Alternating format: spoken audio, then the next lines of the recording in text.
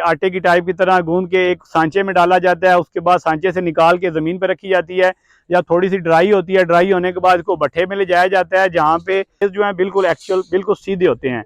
ये जितनी भी आप ईंटें लें, लो से लो क्वालिटी की लें, हाई से हाई, इसमें यही होता है कि इसमें क्वालिटी जज करनी हो तो इसकी जो स्ट्रेंथ होती है वो होती है सीमेंट पे डिपेंड, कितना सीमेंट।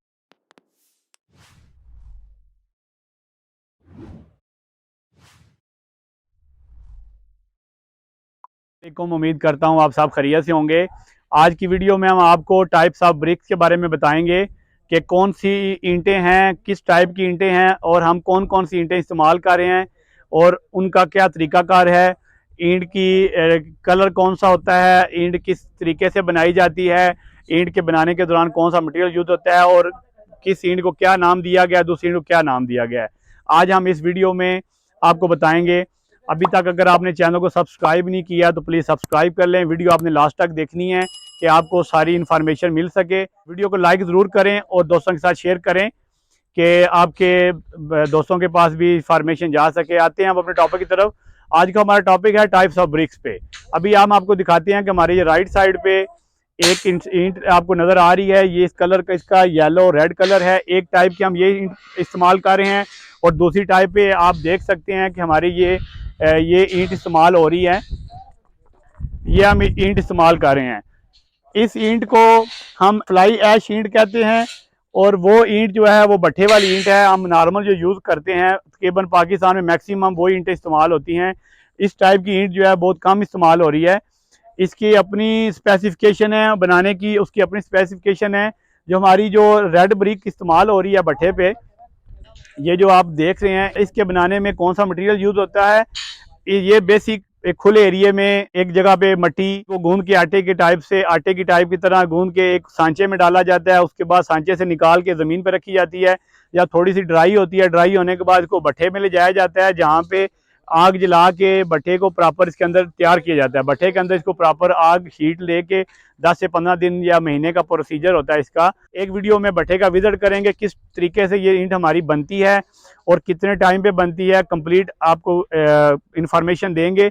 अभी जो आप ये ईंट देख रहे हैं, इसका जो हमारा नॉर्मल साइज होता है, इस ईंट का चौड़ाई 4 इंच होती है, डेप्थ 3 इंच है और इसकी जो लेंथ है वो 9 इंच है। मुख्तलिफ पाकिस्तान में और मुख्तलिफ जगह पे साइज़ थोड़े डिफरेंस होते हैं। कुछ लोकल एरिया जहाँ पे ये पूरे 3 इंच कम नहीं होती, ये तकरीबन 2.5 इंच ईंट आती है और लेंथ भी 9 इंच नहीं होती, तकरीबन 8.5 इंच लेंथ होती है। ये डिपेंड करता है एरिया के वाइज और जगह के हिसाब से, और इसमें रेट पे भी फ़र्क पड़ता है। अगर फुल साइज़ की ईंट लेने जाएँ तो इस वक्त 20 रुपये तक, 18 से 20 रुपये फुल जो स्टैंडर्ड साइज़ है ईंट मिलती है।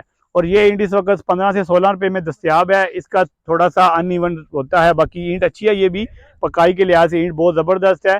सिर्फ ये होता है कि थोड़ा सा रैंडम साइज़ होता है, थोड़ा गुनिये में टेढ़ापन होता है। तो ईंट के जब आप इसकी स्पेसिफिकेशन देखें तो इस ईंट में थोड़ा डिफरेंस आता है। इसमें ये होता है कि देखिए, ये आपको नज़र आ रहा है, थोड़ा कोना टेढ़ा नज़र आ रहा है। ये थोड़ा 90 एंगल में नहीं है, किसी ईंट का होता है 90 एंगल में, इसका 90 एंगल में पूरा आ रहा है।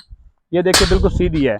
इसमें कुछ पीस मिक्स होते हैं कि किसी पे 90 एंगल होता है, किसी पे नहीं होता, क्योंकि जब वो थोड़ी सी जब बनाते हैं उस वक्त थोड़ा सा मट्टी लूज होती है, टेढ़ापन हो जाता है पकाई के दौरान, तो वो मैटर नहीं करता इतना ज़्यादा। ये एक भट्ठे में तैयार होती है लोकल प्रोसीजर के आग के जरिए जलाई, और बनने के तैयार होने के बाद ये शक्ल इसकी आती है। दूसरी जो फ्लाई ऐश की ईंट आपको दिखाई है कि ये अभी आपके सामने जो नज़र आ रही है, ये ईंट मट्टी से तैयार नहीं होती। इस ईंट के अंदर होता है कि बारीक ये एक पैन बजरी हमारी इस्तेमाल होती है, उसके साथ थोड़ी सी सैंड होती है, खाका जिसको कहते हैं, और साथ सीमेंट वगैरह। ये प्रॉपर एक फैक्ट्री, एक प्लांट होता है, प्लांट के ऊपर इसको ना बराबर इसके अंदर उस ईंट में भी फराग होता है। उसका फराग की डिटेल कुछ और तरह की है, इसके फराग कुछ और तरह की डिटेल है। ये ईंट आपको देखने में ग्रे लगती है, वाइट लगती है, और इसकी चुनाई की स्ट्रेंथ कुछ अपनी स्पेसिफिक कुछ अपनी है। इसका यह है कि इसको तराई, थोड़ी सी तराई लगाएं तो ये बहुत जल्दी तर हो जाती है। दूसरी ईंट को थोड़ा ज़्यादा टाइम तराई करनी पड़ती है। और इसको इसका साइज़, ये इसका ये बेनिफिट होता है कि इसके साइज़ जो है बिल्कुल एक्चुअल बिल्कुल सीधे होते हैं। ये जितनी भी आप ईंटें लें, लो से लो क्वालिटी की लें, हाई से हाई, इसमें यही होता है कि इसमें क्वालिटी जज करनी हो तो इसकी जो स्ट्रेंथ होती है वो होती है सीमेंट पे डिपेंड, कितना सीमेंट इस पर कम डाला है, कितना ज़्यादा डाला है, कितना कम डाला हुआ है। स्ट्रेंथ से वैसे पता चलता है, और उसकी डेंसिटी जो है ना ज़्यादा होती है। अगर उसकी 1200 आती है तो इसकी जो LBS स्ट्रेंथ है, कंप्रेसिव स्ट्रेंथ, इसकी 1500 PSI होती है। इसमें हर ईंट का जो प्रॉपर ये प्लांट पे तैयार होती है तो इसका हर ईंट का साइज जो है बिल्कुल स्ट्रेट आता है, ये आप देख सकते हैं।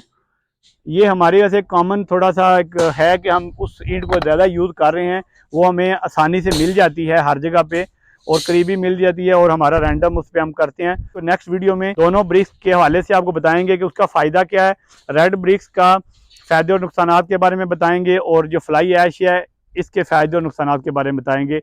नेक्स्ट वीडियो में इंशाल्लाह आपके साथ मुलाकात होगी। अस्सलाम वालेकुम।